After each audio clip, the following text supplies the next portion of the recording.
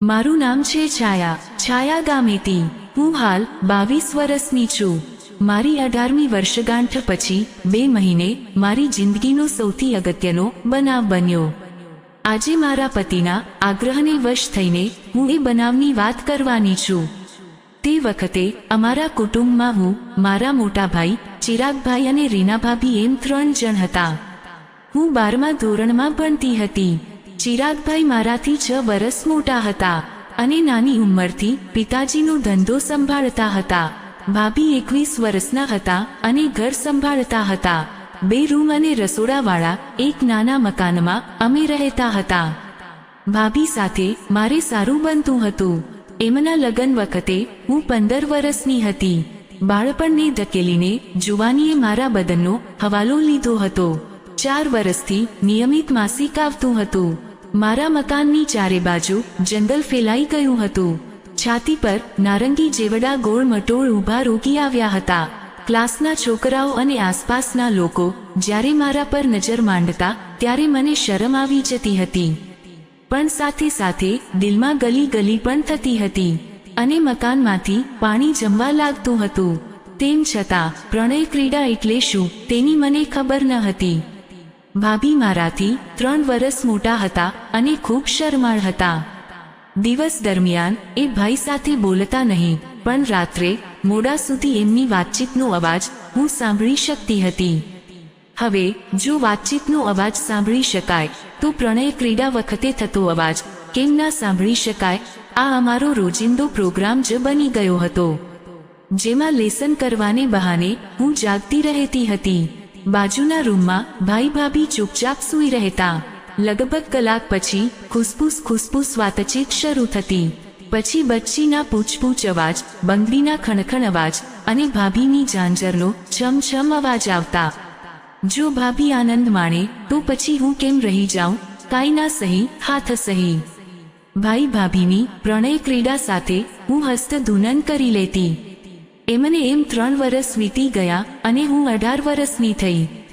બદનમાં તરવરાટ પૂર બહારમાં ખીલી હતી. લચક વગરના ભરપૂર સંતરા, પાતળી કમર અને ભારે ભરખમ નિતંબ દરેકની નજરે ચડી જતા હતા. લોકો જે જોવા નતા પામતા એ હતું મારું મકાન. સંપૂર્ણ ખીલેલા ફૂલ જેવા મારા મકાન પર કાળું ભમ્મર રેશમી જંગલ હતું. મોટી નારંગીની પેશીના આકારના જાડા મોટા હોઠ એકબીજાને અડકી રહેલા હતા. લગ્ન પછી ભાઈનો ધંધો ખૂબ ફાલ્યો હતો.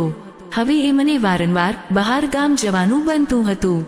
તેમના ગયા પછી 3-4 દિવસે એ પાછા આવતા. તે દરમિયાન ભાભી ઓફિસ સંભાળી લેતા. એક વખત ભાઈ અઠવાડિયા પછી ઘેર આવ્યા.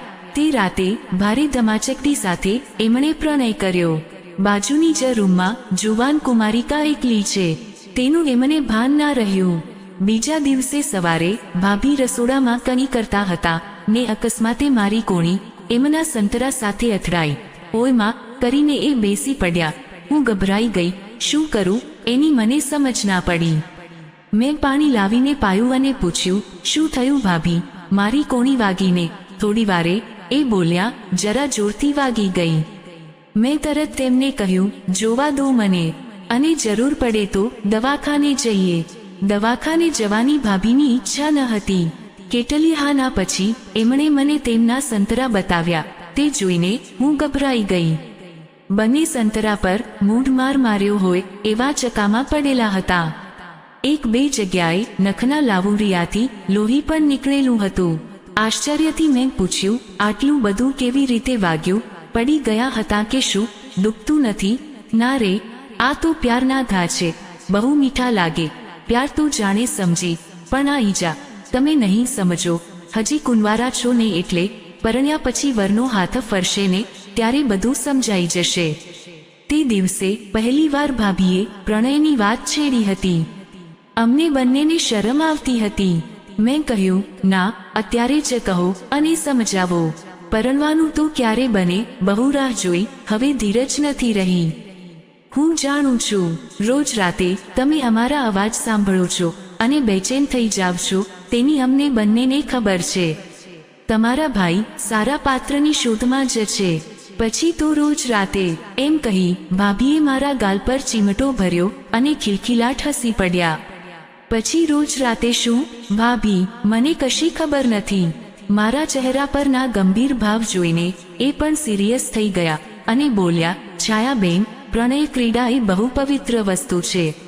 બે પ્રેમી વચ્ચે થતું આત્મસમર્પણ છે. નવા જીવની ઉત્પત્તિ માટેનું સાધન છે. એને હલકું કામ ના સમજશો. હવે કહો, શું જાણવું છે તમારે? પહેલા એ કહો કે તમારા સંતરાની દશા કેમ આવી થઈ? ઓહ, તમારા ભાઈ અઠવાડિયા પછી કાલે જ ઘેર આવ્યા એટલે બહુ ભૂખ્યા થયા હતા. રાત્રે પ્રણય વખતે આવેશમાં આવી ગયા અને સંતરા મસળી નાખ્યા. તે વખતે મને જરા મસ્તી સૂઝી. મેં પૂછ્યું, મોટા ભાઈએ તમારા સંતરાની આ દશા કરી છે તો પછી મકાનની શું હાલત? કહેતા કહેતા મારાથી હસી પડાયું. પણ ભાભી કંઈ જાય તેવા ન હતા. ઠાવકું મોં રાખીને બોલ્યા, નીચે એટલે પગમાં?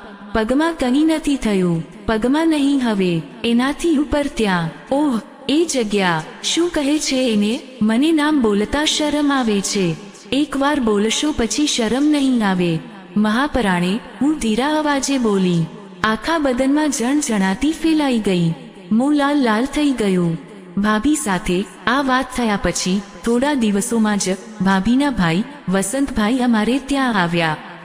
સાથે એમના પત્ની સરોજબેન હતા. સરોજબેન છેલ્લા 3 મહિનાથી બીમાર હતા. અહીંના નિષ્ણાત ડોક્ટરને બતાવ્યું. ડોક્ટરે તાત્કાલિક હોસ્પિટલમાં દાખલ થવાની સલાહ આપી. કદાચ ઓપરેશન કરવું પડે એવા રોગની શક્યતા હતી. સરોજબેન પાસે એક જણે રહેવાની જરૂર હોવાથી રીના ભાભીને વસંતભાઈએ વારા બાંધ્યા. વસંતભાઈ સાંજે જાય, રાત રોકાય અને સવારે ઘેર આવે. બપોરે જમીને સૂઈ જાય તે મોડી સાંજે ઉઠે. પરવારીને પાછા હોસ્પિટલ જાય. ભાભી સવારે જઈને દિવસ આખો ત્યાં રહે. સ્કૂલમાં વેકેશન હોવાથી ઘર સંભાળવાનું કામ મારે ભાગે આવ્યું.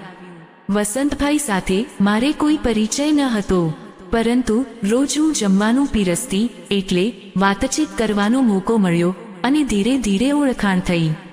અને પછી કન્ટિન્યુ ઇન પાર્ટ 2. આવી અવનવી રોમાન્સથી ભરપૂર વાર્તા સાંભળવા અમારી ચેનલને સબસ્ક્રાઇબ કરો અને સ્ટોરીને વધુમાં વધુ લાઇક કરો.